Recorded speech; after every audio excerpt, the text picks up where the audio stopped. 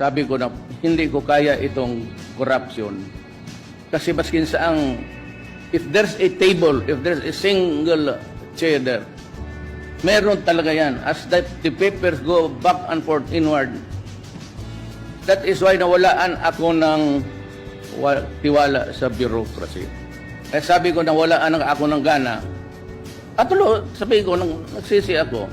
Kasi akala ko, within the constitutional powers na binigay sa akin, kaya ko. But truth to tell, kung araw-araw na lang, pati every table dito sa Pilipinas, ganon, hindi ko talaga mahabol. Kaya ko.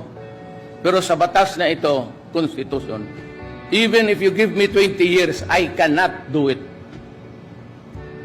Maghanap uli kayo ng Marcos.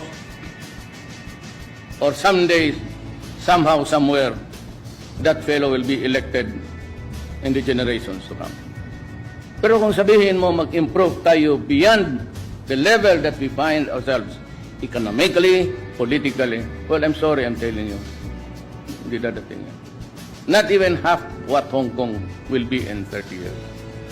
Sobra kasi ang, I don't know, but the Constitution that I'm not trying to criticize. Bongbong. I'm getting very angry. This is what's happening here. Kundi naman, paano naman, biruin mo, wala talaga, 220 meters, 55 billion, completed ang record ng Public Works.